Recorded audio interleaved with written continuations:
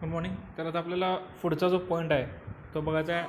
त्याचं डायफ्रॅग्रॅम हा आपला सेकंड इलॅस्टिक प्रेशर ट्रान्सड्यूसर आहे.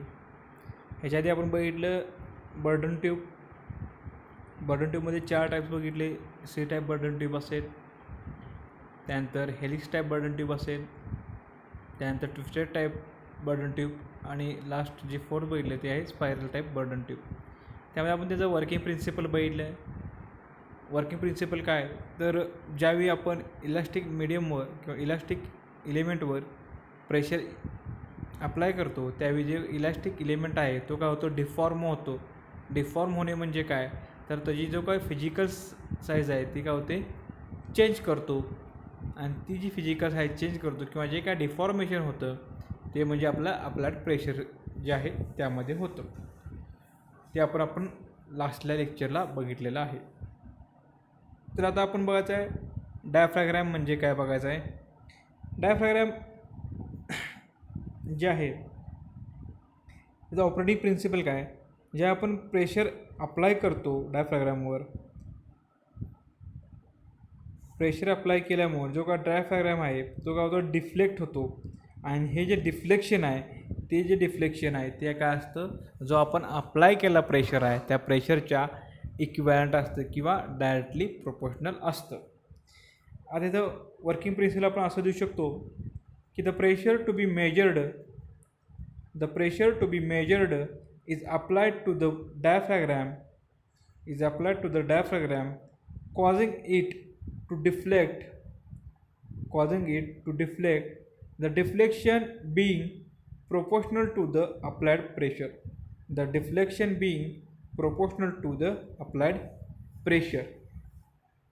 तर हे झालं डायफ्रॅग्रॅमचं वर्किंग प्रिन्सिपल. आता यामध्ये जी काय डायफ्रॅग्रॅमची मुवमेंट आहे ती जो काय डायफ्रॅग्रॅमची थिकनेस आणि डायमीटर आहे त्या डायमीटरवर डिपेंड असते. आता डायफ्रॅग्रॅमची जी काय डायफ्रॅग्रॅमची काही मुवमेंट असते ती काय असते, स्मॉल असते, थोडीसं होते. आणि त्यामुळं इथे काय कोणत्याही प्रकारची स्प्रिंग वापरायची गरज आपल्याला भासत नाही. आणि हे जे आहे हे एक प्रकारचं जे काही प्रेशर आपण सेन्स करतो ते प्रेशर सेन्स करण्याचं कन्व्हिनियंट वे आहे की ज्या प्रकारे आपण डायफ्रॅग्रॅम थ्रू प्रेशर सेन्स करू शकतो.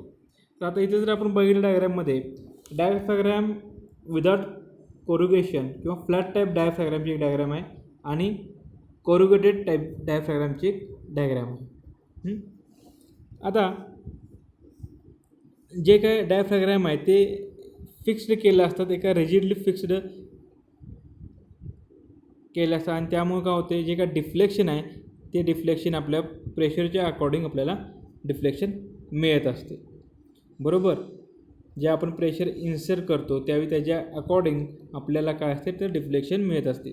आता ह्या जो का आपण कन्स्ट्रक्शन आहे त्या कन्स्ट्रक्शन 2 टाईप इथे आपल्याला असतात, आपण बघितलं. एक आहे फ्लॅट टाईप आणि दुसरा आहे कोरुगेटेड टाईप. आता जे काय फ्लॅट टाईप आणि कोरुगेटेड टाईप यामध्ये काय, कोरुगेटेड टाईप जर आपण बघितलं इथं आणि इथं बघितलं तर जे काय कोरुगेशन म्हणजे काय तर फ्लॅट टाईपपेक्षा आपल्याला जो काय सरफेस एरिया आहे तो सरफेस एरिया इन्क्रीज होतो, किंवा तो सरफेस एरिया जर इन्क्रीज झाला असेल तर आपल्याला काय होतं, जास्त डिफ्लेक्शन मिळतं. त्यामुळे आपण कोरुगेशन टाईप किंवा कोरुगेटेड टाईप डायफ्रॅग्रॅम हा डिझाईन केलेला आहे. तर हे झालं डायफ्रॅग्रॅम काय असतं आणि त्याचं कन्स्ट्रक्शन काय. तर हे सिम्पल त्याचं कन्स्ट्रक्शन. त्यानंतर आपल्याला बघायचं आहे मेटॅलिक डायफ्रॅग्रॅम. त्यातला जो पहिला पॉईंट आहे मेटॅलिक डायफ्रॅग्रॅम आपल्याला बघायचा. तर मेटॅलिक डायफ्रॅग्रॅम जो आहे त्याची डायग्राम आपण दाखवलेली आहे. त्यामध्ये हा जो गेज आहे, प्रेशर गेज आहे, तो काय करतो, एक फ्लेक्झिबल डायफ्रॅग्रॅम आहे. त्यामध्ये काय तर फ्लेक्झिबल डायफ्रॅग्रॅम. आणि हे जे डायफ्रॅग्रॅम आहेत ते ब्रॉन्झ यापासून तयार केलेले आहेत किंवा फॅब्रिकेटेड केलेले असतात. आता जो का प्रेशर आपण अप्लाय करणार आहे ह्या गेजला तो एका प्रेशर इनलेट थ्रू आपण अप्लाय करतो. आणि जो का पॉइंटर आहे तो पॉइंटर काय तर डायफ्रॅग्रॅमच्या जो काय आहे त्या डायफ्रॅग्रॅमला अटॅच झालेला आहे हा पॉइंटर. बरोबर, हे या डायग्राममध्ये दाखवलेलं आहे. आता ज्यावेळी आपण इथून प्रेशर इन्सर्ट करतो, ज्यावेळी आपण प्रेशर जो आहे तो प्रेशर इनलेट थ्रू या मेटॅलिक डायफ्राममध्ये इन्सर्ट करतो त्यावेळी तो जो एरिया इफेक्टिव्ह करतो की ज्या एरियावर प्रेशर इन्सर्ट होतो त्यामुळे काय होतं त्या डायफ्राग्राममध्ये डिफ्लेक्शन होतं आणि डायफ्राग्रामचं डिफ्लेक्शन झाल्यामुळं जी काय मोशन तयार होते त्यामुळे काय होतं ती मोशन आपण ह्या पॉइंटर थ्रू इथं जे काय आपलं कॅलिब्रेटर स्केल आहे तिथं आपण ती रेकॉर्ड करतो. मग इथं आपण पॉइंटर थ्रू आपण काय करतो ह्या कॅलिब्रेटर स्केलवर आपली जी काय आपली मोशन आहे ती मोशन रेकॉर्ड करतो आणि ह्या प्रकारचे गेज फॅक्टर जे काय असतील ते काय असतात कोणत्याही पोझिशनला आणि पोर्टेबल असतात की जिथे आपण प्रेशर हे मेजर करू शकतो. आता ह्याचं एक्झाम्पल काय तर एअरक्राफ्ट हे एक्झाम्पल आहे की एअरक्राफ्टमध्ये आपण मेटॅलिक डायफ्राग्राम हे आपण यूज करतो. आणखी त्याचं वर्किंग सांगतो. सिम्पल इथे मेटॅलिक डायफ्राग्राम आपण यूज केलं इथे आपण जे काय डायफ्राग्राम त्याला एकीकडं पॉइंटर कनेक्ट केलेला आहे आणि इथं प्रेशर इनलेट दिलेला आहे.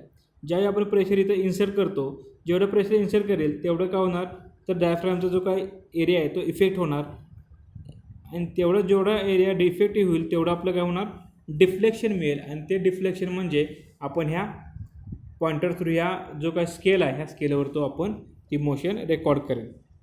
आणि अशा प्रकारे जे काही मेटॅलिक डायफ्राग्राम आहेत ते मेटॅलिक डायफ्राग्राम हे एअरक्राफ्टमध्ये हे यूज केलेले असतात. त्यानंतर आपल्याला पुढचा पॉईंट बघायचा आहे slag diaphragm gauge. Slag diaphragm gauge. तर यामध्ये काय केलं असतं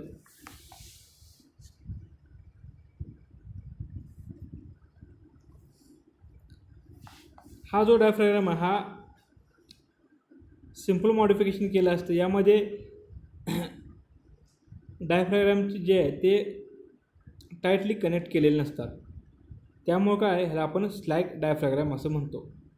जो डायफ्राग्राम आहे ह्याचं टाईटली कनेक्ट केले नसतात त्यामुळे आपण ह्याला स्लॅग डायफ्राग्राम गेज असं म्हणतो. आता ह्याचं कन्स्ट्रक्शनमुळं जे आपण बघितलं पॉइंटर असेल किंवा प्युअर असेल इथं कोरुगेटेड डायफ्राग्राम असेल आणि आपण इथून प्रेशर इनलेटचं प्रेशर इन्सर्ट करण्याचं आपण फ्रिंग दिलेली आहे.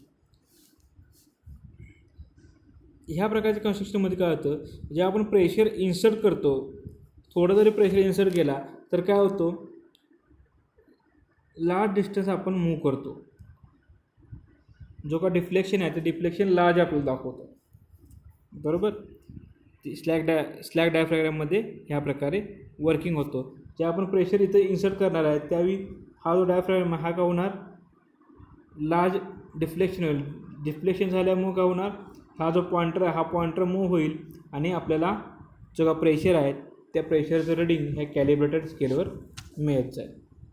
आता हे जे स्लॅग डायफ्राग्राम आहेत हे रबरपासून बनवले असतात किंवा जे अदर फ्लेक्झिबल मटेरियल आहेत त्या फ्लेक्झिबल मटेरियलपासून हे जे डायफ्राग्राम आहेत हे बनवलेले किंवा फॅब्रिकेटेड केलेले असतात. त्यानंतर आपल्याला जो का नेक्स्ट पॉईंट बघायचा आहे तो आहे बिलोज. बिलोज आपल्याला पॉईंट बघायचा आहे. आता याचे कन्स्ट्रक्शन काय तर बघा एका सर्क्युलर पार्टमध्ये सिरीज असते. सर्क्युलर पार्टची बघितलं इथं हे सर्क्युलर पार्टची सिरीज आहे त्यामध्ये हे फोल्डेड टाईपमध्ये रिअसेंबल केले जातात. फोल्डेड टाईपमध्ये हे रिअसेंबल केलेले आहेत. आता हे जे सर्क्युलर पार्ट आहेत हे तयार केले जातात किंवा एकमेकाला ते जॉईन केले जातात की अशा प्रकारे की ते एक कॉन्ट्रॅक्ट ज्यावेळी आपण प्रेशर इन्सर्ट करेल त्यावेळी ते कॉन्ट्रॅक्ट होतील म्हणजे आकुंचन पावतील. प्रेशर काढलं आकुंचन पावतील आणि जे आपण प्रेशर त्यामध्ये इन्सर्ट करेल त्यावेळी ते काय होतील एक्सपांड होतील. अशा प्रकारे ते असेंबल केले जातात किंवा एकमेकावर ते पार्ट जे का सर्क्युलर पार्ट्स आहेत ते फॉर्म केले जातात. आणि जे का प्रेशर आपण इन्सर्ट करणार आहे ते बरोबर त्याच्या ॲक्सिस थ्रू इथून इन्सर्ट करणार आहे आणि त्याच्या अदर एंडला आपण इथं पॉइंटर आणि कॅलिब्रेटेड स्केल इथं यूज करणार आहे. आता जे काय मटेरियल इथं आपण यूज करतो बिलोसाठी ते आहे ब्रॉन्झ, ब्रास, बेरिलियम, कॉपर, निकेलचे ऑलॉय असतील किंवा कॉपर, स्टील आणि मोनेल. आता ह्या प्रकारचे जे काही मेटल आहेत ते डक्टिलिटी, फ्लेक्झिबिलिटी आणि हाय रेझिस्टन्स या प्रकारच्या प्रॉपर्टीज फॉलो करतात किंवा कॅरेक्टरिस्टिक्स फॉलो करतात.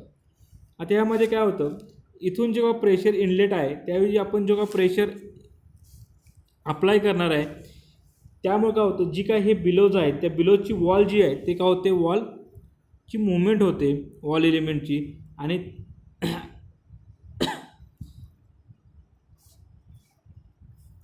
मुवमेंट होते आणि काय होते, ती वॉल एक्सपान्शन होतं त्या वॉलचं, आणि त्या वॉलचं जे काय एक्सपान्शन होतं ते म्हणजे एक प्रकारचं डिफॉर्मेशन असतं, आणि ते डिफॉर्मेशन नथिंग बट द आपलं आपण जो काय प्रेशर अप्लाय करणार आहे तो असतो. आणि बरोबर आपण ते इथं ह्या पॉइंटर थ्रू जे काही एक्सपान्शन आहे ते एक्सपान्शन ह्या कॅलिब्रेटेड स्केलवर रेकॉर्ड करतो. म्हणजे आपण जे प्रेशर इथून इन्सर्ट करणार आहे ते ह्या बिलोज एक्सपांड होऊन आपण ह्या कॅलिब्रेटेड स्केलवर ते रेकॉर्ड करतो. म्हणजे प्रेशर हे आपण ह्या बिलोजमध्ये in terms of the reading काय करतो, तर रेकॉर्डिंग करतो. हे झालं बिलोजचं वर्किंग. त्यानंतर नेक्स्ट जो पार्ट आपल्याला बघायचा आहे तो आहे कॅप्सूल गेज. आता कॅप्सूल गेजमध्ये काय केलं जातं, तर यामध्ये 2 डायफ्रॅग्राम हे यूज केले जातात. कॅप्सूलचं फॉर्म करून ते 2 डायफ्रॅग्राम हे यूज केले जातात. आता हे कॅप्सूल जे आहे ते स्टेनलेस स्टील असेल किंवा बेरिलियम कॉपर किंवा निकेल यापासून ते तयार केलं जातं, आणि कोरुगेटेड डायफ्रॅग्राम हे एकमेका साईडला जॉईंट केले आहे तिथं, बरोबर, एन्क्लोज, आणि ते एन्क्लोज चेंबरमध्ये पुटअप केलं आहे, आणि पिवट थ्रू आपल्याला इथं रिडिंग मिळणार आहेत, आणि इकडून आपण प्रेशर इथं इन्सर्ट करणार आहे. जे आपण ॲब्सोल्यूट प्रेशर इंडिकेटर इथं दाखवतो त्यावेळी जो का कॅप्सूल आहे तो इव्हॅक्युएटेड केला जातो आणि सील केला जातो एका एन्क्लोज चेंबरमध्ये, आणि आपण त्यावेळी प्रेशर जो काय ॲडमिट करतो त्या इनसाईडमध्ये त्या इथे एअर स्ट्रक्चर मिळतं. जे आपण प्रेशर चेंज करणार आहे, इथून जे आपण प्रेशर चेंज करतो त्यावेळी काय होतं, तर जे काही कॅप्सूलचं डायमेन्शन आहे, कॅप्सूल आपण काय म्हटलं तर 2 इथं आपण डायफ्रॅग्राम आपण यूज करतो, त्यामुळे काय होतं इथं काय होणार, तर डायमेन्शन जे आहेत ते डिफ्लेक्ट होणार. जे डायमेन्शन ज्यावेळी चेंज होतील त्यावेळी आपल्याला जो काय रोटरी पॉईंटर आहे तो रोटरी पॉईंटर काय करतो, मेकॅनिकल लिंकेज टू आपल्याला जो काय प्रेशर आहे ते प्रेशर आपण जे प्रेशर अप्लाय करणार आहे त्या प्रेशरचं रिडिंग आपल्याला तो इथं स्केलवर देतो. आता जी काय सेन्सिटिव्हिटी आहे कॅप्सूलची ती जी आहे ती बिलोज आणि बर्डन ट्यूब यांच्यापेक्षा जास्त सेन्सिटिव्ह हा आपला